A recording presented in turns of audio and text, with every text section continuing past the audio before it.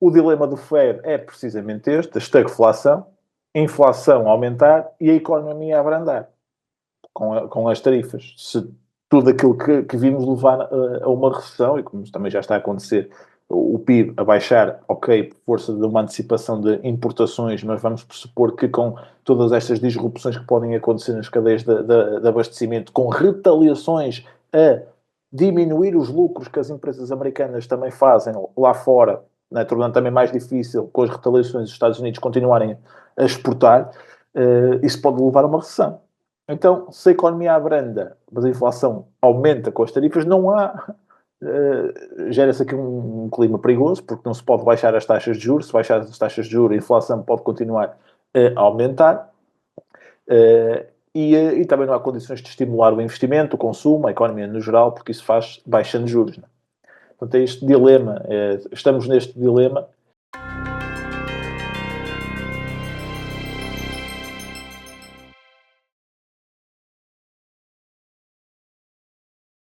Vamos falar de tarifas. O que é que está em causa? Pronto, para vocês perceberem, não está em causa isto, que é, os outros países tarifarem os Estados Unidos, terem tarifas para os bens que os Estados Unidos exportam para esses países, e esses países colocarem uma tarifa, não é isso que está em causa. Em grande parte dos casos até nem existem essas tarifas. O que está em causa é o déficit comercial. É nisto que os Estados Unidos se estão a basear para impor uma tarifa. Ou seja, vamos ter aqui este cenário. Um país exporta 10 dólares de bens para os Estados Unidos. Portanto, país A, USA. Este país vai exportar 10 dólares e importa dos Estados Unidos 6. Portanto, os Estados Unidos enviam para aqui 6 dólares. Portanto, como é que se faz este cálculo a nível de balança comercial? Exportações, 10 menos 6, igual a 4. Não é? Existe um déficit comercial do lado dos Estados Unidos, não é? Existe um superávit, uma relação que beneficia claramente este país, porque eles conseguem gerar 10 dólares com os Estados Unidos e depois só têm que lhes pagar 6. Portanto, é este déficit comercial que os Estados Unidos têm com vários países e depois baseiam-se nisto para taxar. Portanto, isto é a primeira contextualização que temos que fazer relativamente às tarifas. O que está em causa é negociação para melhorar a balança comercial que os Estados Unidos têm com os vários países, porque eles detectam que há vários países que beneficiam a nível de troca, a nível de comércio, beneficiam muito mais com os Estados Unidos do que propriamente os Estados Unidos beneficiam com eles. E então, com as tarifas, querem, no fundo, ter aqui um instrumento de negociação, pelo menos é a minha opinião, que isto seja um instrumento de negociação para melhorar essas condições, porque já vamos ver, no fundo, o contexto destas tarifas. Taxa mínima é de 10% e a administração está a querer ser vista como complacente, porque se o déficit comercial for, imaginem, de 40%, eles só tarifam em 20%, em metade, sendo que existe um mínimo de 10%. Querem ser vistos como complacentes e meiguinhos. No caso da China, vai ser atingida com 34% de tarifas, de acordo com este cálculo, mas isso já é em cima das tarifas de 20% em bens chineses que tinham sido anunciadas previamente. Portanto, a China está agora com 54% de tarifa em cima de todos os produtos que envia para os Estados Unidos. Ato contínuo, se com aquele quadrozinho que o Trump apresentou, tínhamos lá a China a levar com 34% de tarifas, a China responde e impõe 34% de tarifas em importações de todos os bens norte-americanos. Portanto, uma retaliação direta, tarifa essa que vai entrar em vigor aqui 10 de abril. Curiosamente, as tarifas da administração Trump vão entrar em vigor dia 9 de abril. Existe aqui um período minúsculo de negociações. Curiosamente, a China aponta aqui este dia, um dia a seguir, quando supostamente vão entrar em cena as tarifas nos Estados Unidos, é quando a China vai querer ativar as tarifas aos bens norte-americanos. Entretanto, estarão a negociar, não sei, mas a ideia é essa, embora o prazo seja muito, muito, muito diminuto. Onde é que isto se complica? Vejam bem, isto vai começar a entrar aqui numa espiral de nonsense. Porquê? Países como a Coreia do Sul, que têm um acordo de livre trade, né, comércio livre com os Estados Unidos, têm 0% de tarifas em bens norte-americanos, vai levar com 25% de tarifas porque tem um déficit comercial, eventualmente aqui de 50%. Então tarifa-se aqui a metade, 25%. E não tem tarifas, tem 0% de tarifas, mas levam com 25%. E, no entretanto, temos aqui alguém que tarifa efetivamente, como o Brasil, mas só leva 10%. Porquê? Porque tem um melhor balanço comercial com os Estados Unidos. Beneficia mais os Estados Unidos, a relação de troca que tem com o Brasil, esta relação de troca bilateral. No entanto, o Brasil mete mesmo uma taxa, uma tarifa. Portanto, isto, como se baseia na balança comercial, chegamos aqui a um ponto que é mesmo complicado, porque se a Coreia do Sul já tem, vejam bem aqui, não há muita margem para negociação, de acordo com os objetivos dos Estados Unidos. Como é que vamos reduzir as nossas tarifas para zero? Os países pensam, se elas já são praticamente zero, como no caso da Coreia do Sul. Portanto, tínhamos que prometer que a relação bilateral de troca e o surplus, portanto, este trade surplus, este superávit comercial, este excedente comercial que a Coreia do Sul tem relativamente aos Estados Unidos na troca, tínhamos que garantir que não íamos exportar tanto para os Estados Unidos e íamos começar a importar mais. Ou seja, íamos deixar de ser manufatureiros, não é? Íamos deixar de ter tanto, pelo menos no que diz respeito à relação de troca com os Estados Unidos, tínhamos que deixar de ser tão focados em produzir para eles, mas mais em consumir o que eles têm para oferecer. Mas como é que dá para fazer isto sem mudares completamente a tua economia para uma economia de consumo e não para uma de manufacturing? Mesmo que tudo isso mude, não vai acontecer rápido. Tem que mudar a economia do país, remoldá-la completamente e há aqui outras situações. Isto não é propriamente clicar num botão, não é num interruptor. Agora estou a exportar mais e não importo tanto para ti. Pronto, carrega-se no interruptor e ajustamos aqui. Ou fazer contas à merceeiro. Que é, ora bem, pronto, podemos ajustar aqui estes valores.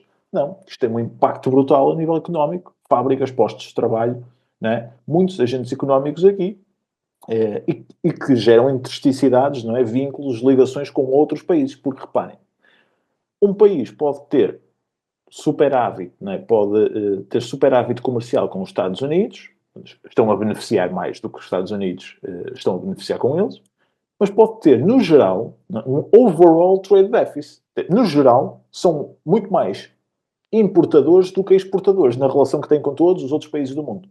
Só que no caso dos Estados Unidos, acabam por ser mais exportadores do que importadores. Então, mas se eles no seu todo já são mais importadores, como é que vão ser ainda mais virados para o consumo do que já são? Têm que arranjar uma forma de conjugar-se e de negociar com todos os outros países, enquanto todos os outros países estão a tentar fazer a mesma coisa. Porque estas tarifas dos Estados Unidos já está com todos os países, praticamente. Então, isto é quase uma equação sem grande resolução no curto prazo. Como vocês podem tentar imaginar a forma como estas tarifas estão a ser utilizadas e aquilo que é expectado pelos Estados Unidos, não é simplesmente que os países digam, ora, muito bem, nós vamos tirar a tarifa que tínhamos aqui. Não, não é isso que está em causa e nem eles tinham eventualmente essas tarifas sequer. Têm relações comerciais que têm que mudar completamente. Quer com os Estados Unidos, quer com os outros países. Para garantir que isso acontece. Muito bem. Ok. O que é que tínhamos aqui ainda para apresentar? Isto é um artigo do Carson Group sobre as tarifas que eu achei realmente brilhante e partilhar todo este raciocínio convosco para perceberem o nonsense que está implícito a tudo isto que os Estados Unidos estão a querer trazer para cima da mesa com as tarifas, porque estão aqui realmente melindram tanto os países que é quase um ato de guerra. tirando ou não o quase, não é? Mas pode-se tirar o quase. Bom, chegamos também ao ponto que estas tarifas têm aqui vários objetivos que são incompatíveis. Por um lado, o objetivo é trazer a manufatura, a indústria, de volta aos Estados Unidos. Vamos ser claros, isto iria acontecer por substituição das importações. Portanto, já não importamos, não é? Não vamos importar a eles porque os bens estrangeiros são mais caros, não passam a ser mais caros e nós queremos é proteger a nossa economia, queremos é produzir aqui internamente produto americano, mas vamos forçar os americanos a comprar-nos produto interno, não é? É isto que os nossos americanos vão comprar, é produto nosso, proteger a nossa indústria, a nossa economia.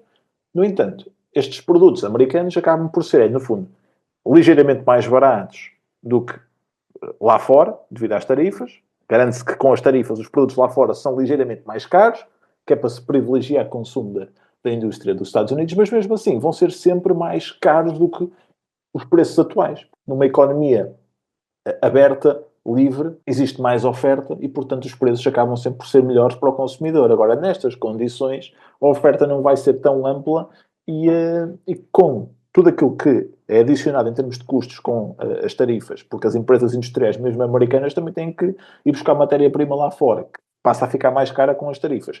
Tudo isso vai ser imputado em termos de custos ao consumidor. Não dá simplesmente para que este quadro seja um quadro em que o consumidor não é prejudicado. Depois, o objetivo é então este, não é? Forçar os americanos a comprar produto interno a preço ligeiramente mais barato, mas que em todo caso é sempre mais caro do que seria com acesso facilitado ao comércio global. E temos também esta questão, como eu disse, toda esta intersticidade que depois existe, estas ligações que depois os países, ao negociar com os Estados Unidos, depois também têm que conseguir negociar com todos à volta, isto tem o potencial para, no mínimo, temporariamente, quebrar aqui as cadeias de abastecimento. Vimos isso na Covid, que quebrou estas cadeias de abastecimento, quebrou ali toda a indústria, e porque o mundo todo teve que se adaptar, parar até, fábricas que pararam, etc. Portanto, tivemos ali uma grande ruptura a nível de cadeia de abastecimento e tudo isto pode levar aqui a grandes dúvidas de como é que o comércio se vai fazer e como é que se vai moldar, como é que se vai transformar, e pode levar aqui a rupturas na cadeia de abastecimento. Bem, aceitar aqui o Gonçalo. Vemos aqui esta questão que pode afetar os preços de bens duráveis. Aqui falamos de carros eletrodomésticos, e até acho que tinha ali no slide anterior. Mas para tudo que são bens duráveis...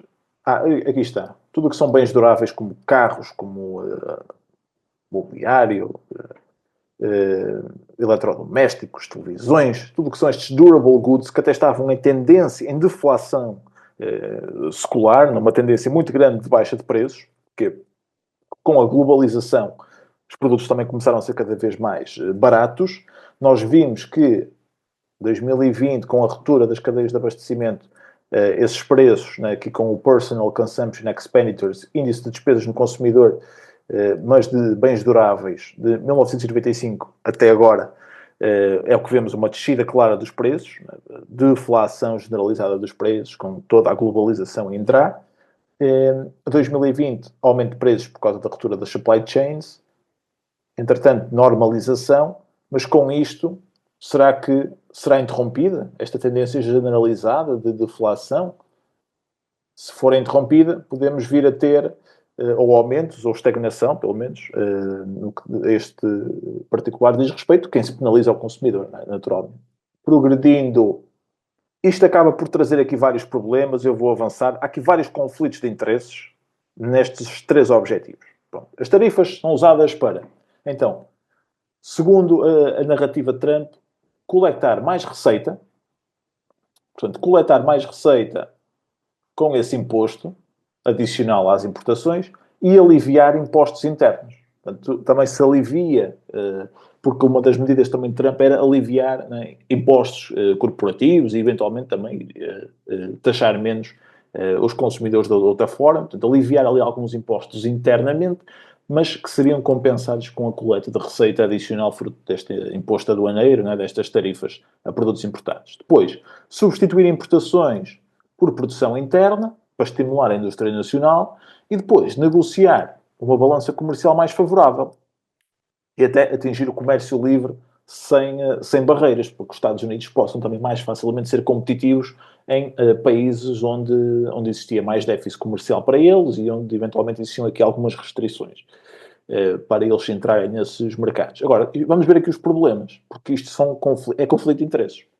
Há aqui conflitos de interesses nestes três objetivos. Não é? Se o objetivo é coletar mais receita com as tarifas, mas por outro lado, as tarifas tornam os bens de fora mais caros, inevitavelmente o incentivo a importar é menor e a procura por importações diminui.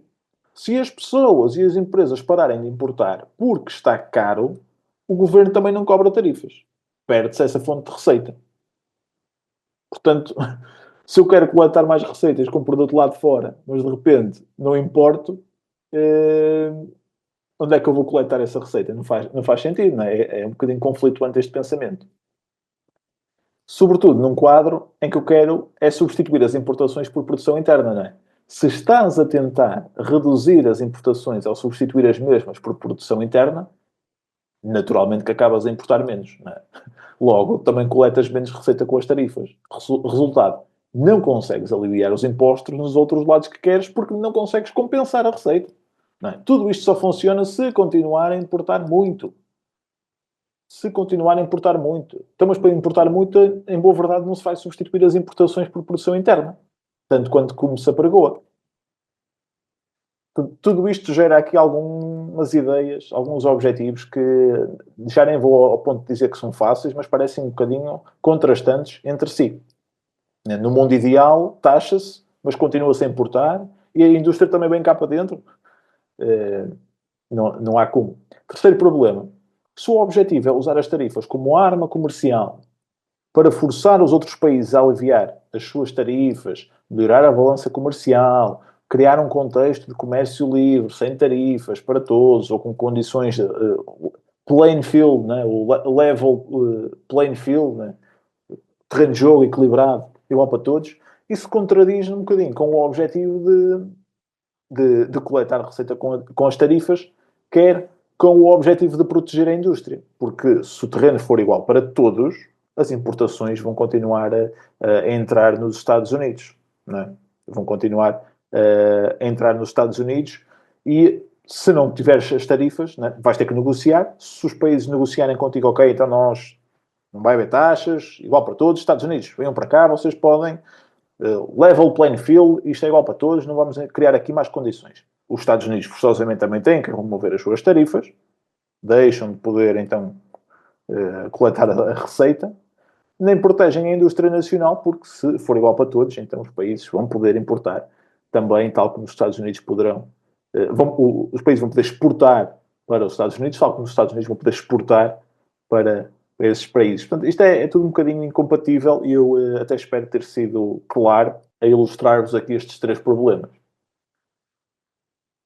Muito bem. Esta incerteza também nos leva aqui a perceber. Portanto, se estamos aqui a tentar, imaginem, somos um empresário, estamos a tentar agora trazer a indústria cá para dentro. Ok, vamos investir. Vamos investir, indústria, Estados Unidos, vamos investir, trazer cá para dentro a manufatura. Por exemplo, aqui uma fábrica de calçado de couro. Num contexto em que nós estamos completamente volátil, se vocês fossem empresários e estivessem nos Estados Unidos a querer investir,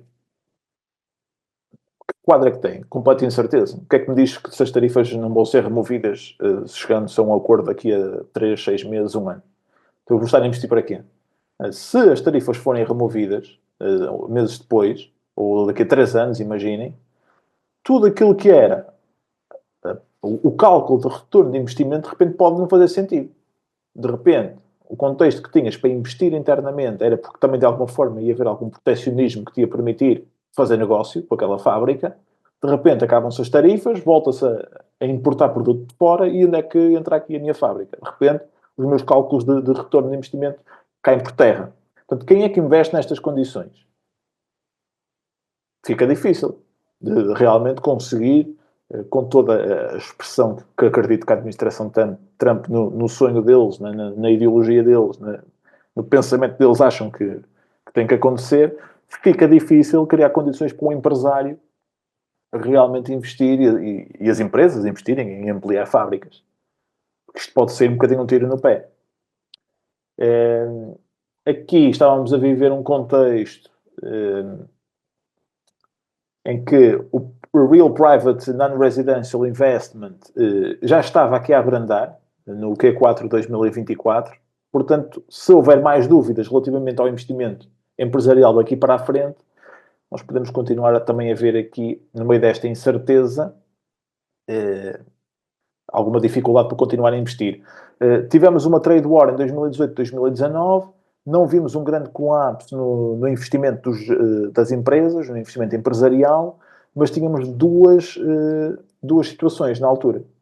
Uma foi um grande corporate tax cut, portanto, cortou-se impostos corporativos, cortou-se bastante os impostos corporativos durante este período, e as empresas conseguiram, pronto, com esse corte, continuar a investir. E depois tínhamos o Fed a começar a reverter a sua política monetária restritiva na altura. Algo que ainda não está a acontecer hoje. Portanto, este Real Private Non-Residential Investment é o quê? É um componente do PIB que mede o investimento realizado por empresas em ativos físicos não residenciais. Ou seja, máquinas, equipamentos, infraestrutura, edifícios comerciais e industriais, software e propriedade intelectual usada na produção, não inclui habitação, e só conta o investimento real, ajustado pela inflação. Desde a pandemia, portanto, o Q1 2020, houve uma grande queda do investimento, mas desde então nós estamos a ver que com relativa previsibilidade aqui. Havia um crescimento, mesmo no bear market de 2022, muito curioso, né? Muito curioso. Os negócios continuaram, as empresas continuaram a investir na sua competitividade. Nós estamos agora a assistir, aqui, até vou fazer a outra cor, estamos a assistir aqui a uma descida do investimento empresarial. E nestas condições, até que ponto é que isto não se vai adensar e o clima vai ser de mais incerteza, mais ceticismo, mais também com taxas de juros elevadas não ajuda ao investimento, mas mais uma postura de esperar para ver. Vamos ver o que é que temos a partir daqui. E por fim, se não for por fim, estamos quase a acabar o raciocínio das tarifas. O que é que se faz às fábricas lá de fora? Não é? O que é que se faz às fábricas lá de fora? O que é que se faz a empresas como a Nike, que tem mais de 500 mil pessoas a trabalhar, por exemplo, no Vietnã, em 155 fábricas, o design, não é? O design é feito nos Estados Unidos, mas depois a produção é feita aqui a importação, não é? Porque a produção é feita lá fora. O que é que a Nike faz a todas estas fábricas? Antes de mais, o que é que faz às fábricas, não é? O que é que eles vão fazer a essas fábricas que têm lá fora, mas does Nike reshore all their manufacturing facilities? Será que eles vão realmente criar 155 fábricas nos Estados Unidos? O mesmo número daquelas que têm lá fora? Vão replicar tudo isso, de repente, nos Estados Unidos? O que é que fazem aquelas que têm lá fora, né? Portanto, quem constrói estas fábricas aqui nos Estados Unidos, será que existe também a capacidade de construção súbita para dar resposta a tudo aquilo que a Nike e todas as outras empresas, hipoteticamente, ao mesmo tempo, teriam que estar a fazer, que era trazer a produção cá para dentro, fazer fábricas cá dentro? Onde é que elas vão encontrar 500 mil de trabalhadores para as fábricas, não é? Assumindo que esse trabalho, que essa mão de obra, low value add activity, considerada uma mão de obra menos qualificada, é algo que realmente os Estados Unidos até desejam que seja importado para dentro. Será? Que eles querem isso também? E vejam bem, porque se importarem esta mão de obra, não vai ser a mão de obra que uma Nike vai pagar tão barato como paga lá fora. Não é? Porque é que os custos, mesmo num contexto em que tu estás a trabalhar com as fábricas cá dentro, vais ter muitos mais custos que nos Estados Unidos vais ter que pagar mão de obra mais cara do que terias que mantendo estas fábricas no Vietnã. As empresas, isto aqui é fundamental, as empresas vão estar a fazer, nesta altura, muitas questões, para as quais não existe respostas muito claras. Tudo isto que Trump está a criar é um contexto de grande incerteza, empresários, investidores, feitos baratas tontas, a tentar perceber o que fazer e, na dúvida, não se faz nada. Portanto, e mesmo para construir fábricas, num contexto em que também importar o que é necessário para construir fica mais caro, noutras palavras, também vai se tornar mais caro para construir nos Estados Unidos. Não é o contexto ideal. E se for avante, vejam bem, se for avante, os Estados Unidos vão, se for avante estas tarifas, tal como Trump quer, mas acho um bocado impossível, acho impossível, porque senão é um cataclismo. Este nível de tarifas viria para este patamar, algo que seria o mais alto desde 1909, ainda mais alto do que aqui as tarifas de Smoot-Hawley, que foram dois senadores norte-americanos, que colocaram em prática em 1930, a seguir à Grande Depressão. Mais alto do que isso, mais alto do que este patamar aqui. E é algo que fez colapsar completamente, ainda mais, o mercado na altura. Portanto, este nível de tarifas está a fasquia muito elevada, por isso é que superou tudo aquilo que eram as expectativas. Depois convido-vos a explorar um bocadinho o que aconteceu aqui com a lei de Smoot-Hawley, em que eles também fizeram a mesma coisa, impuseram tarifas agressivas sobre milhares de produtos importados, levou a retaliações em cadeia, e é frequentemente apontado como um fator que agravou a Grande Depressão ao sufocar o comércio internacional. E, no fundo, a proposta que está em cima da mesa é um bocadinho essa, é sufocar por completo o comércio internacional. Não existe forma de atender àquilo que Donald Trump quer, sobretudo se tivermos em conta que o espaço para negociações é uma semana. Isto é irrealista, é estúpido, não faz sentido nenhum. Quando o que está em causa é mudar por completo a balança comercial e colocar os outros países a comprometerem-se com os Estados Unidos no que à relação de exportações e importações diz respeito. Porque isto mexe com os outros. Mexe com o comércio internacional. Portanto, convido-vos a estudarem aqui um bocadinho isto. Eu trouxe para aqui, mas já não vou ter tempo de falar. Vamos progredir. Na altura, 1930, estávamos aqui quando essas tarifas foram impostas. Isto é o que resta grande depressão. E o mercado ainda continua a cair. Claro que, para investidores de longo prazo, não é, tudo o que é esta zona aqui é brutal, apanhando aqui estes fundos, não é? É brutal, porque vejam bem o upside que, claro que quem investe aqui está tramado, mas quem depois apanha estes mínimos, não é? Mesmo que seja aqui, vai diminuindo o preço médio, não é? Mesmo num contexto de grande pressão, dá para fazer dinheiro, mantendo a metodologia de longo prazo e não deixando de investir nos fundos. Mas na altura foi isto que aconteceu. E o mercado, deste máximo que fez, vejam, só recuperou, só atingiu o mesmo patamar que em 1955. Portanto, 25 anos. 25 anos praticamente. Claro que quem investiu teve preços médios, né? Quer em índices, quer em ações. Aqui, claro que teve relações de valorização completamente diferentes. Bom, nesta fase, riscos adicionais que temos: retaliação de outros países, nomeadamente a União Europeia, porque já conhecemos as medidas de retaliação da China, a União Europeia a avançar com o Digital Tax como medida de retaliação às tarifas americanas. Já vos vou falar do Digital Tax mais concretamente. Os Estados Unidos entrarem em recessão também é um risco adicional. Inflação voltar a aumentar o suficiente para inviabilizar a redução das taxas de juros pelo FED. Taxas de juros elevadas durante mais tempo, ponto final, parágrafo, travessão.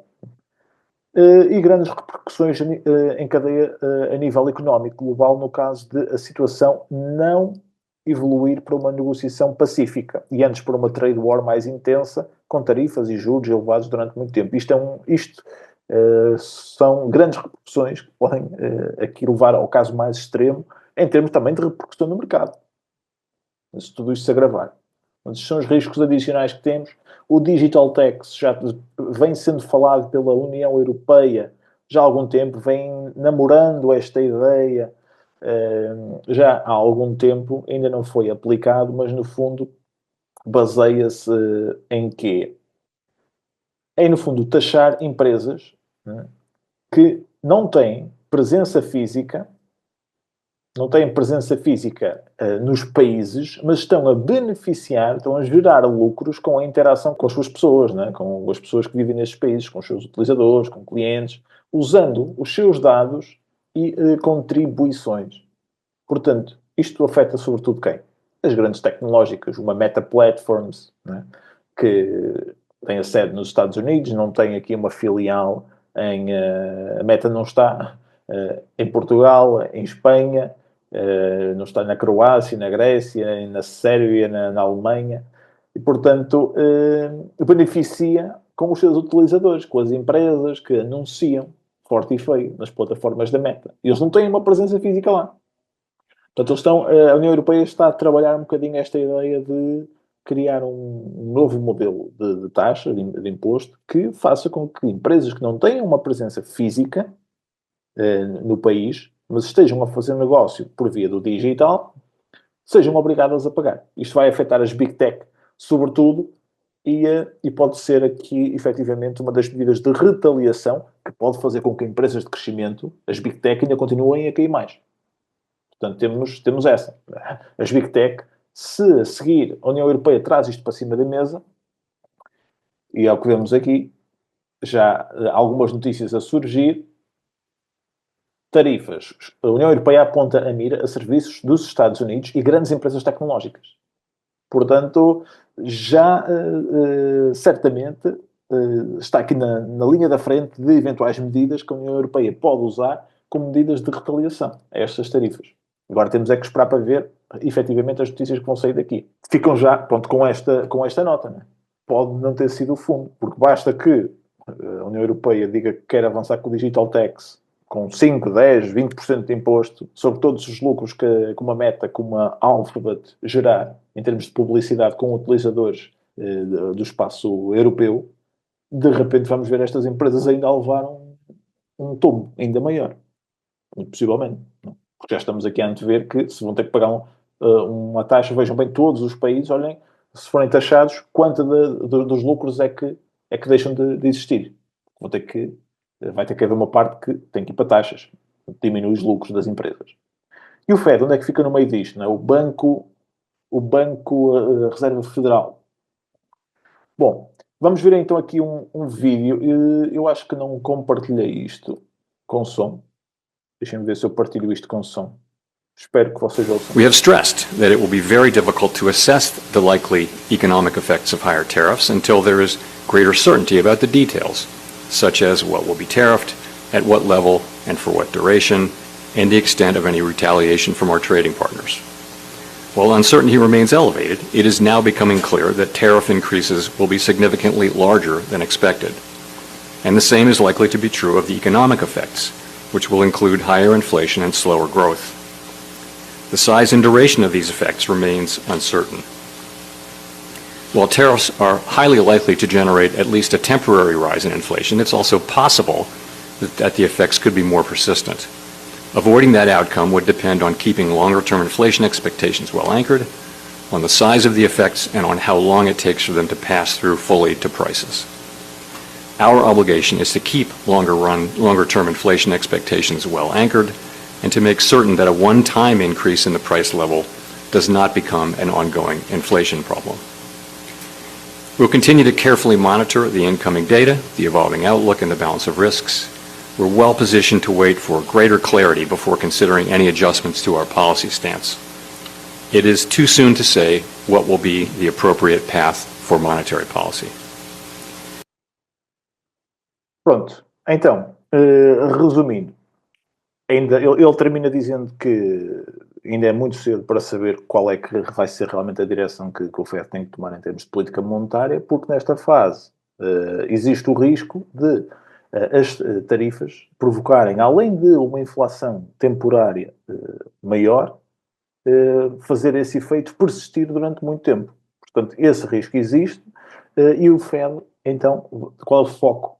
Qual é o foco do Fed nesta altura?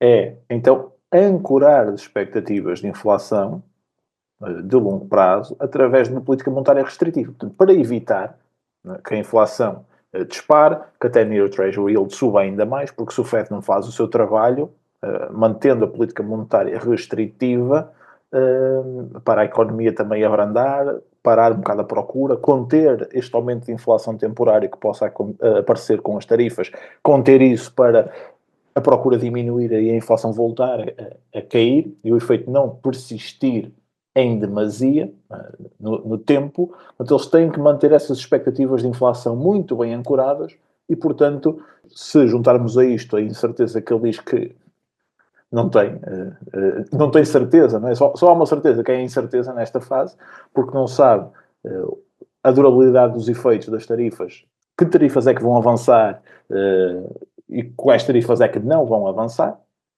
Portanto, muita incerteza nesta fase e parece-me evidente, de acordo com estas declarações, de que tão cedo não vamos ter taxas de juros a baixar. O dilema do Fed é precisamente este, a estagflação, a inflação a aumentar e a economia a abrandar com as tarifas. Se tudo aquilo que vimos levar a uma recessão, e como também já está a acontecer, o PIB a baixar, ok, por força de uma antecipação de importações, mas vamos pressupor que com todas estas disrupções que podem acontecer nas cadeias de abastecimento, com retaliações a diminuir os lucros que as empresas americanas também fazem lá fora, né, tornando também mais difícil com as retaliações dos Estados Unidos continuarem a exportar, isso pode levar a uma recessão. Então, se a economia abranda, mas a inflação aumenta com as tarifas, não há... gera-se aqui um clima perigoso, porque não se pode baixar as taxas de juros. Se baixar as taxas de juros, a inflação pode continuar a aumentar. E também não há condições de estimular o investimento, o consumo, a economia no geral, porque isso faz baixando juros, né?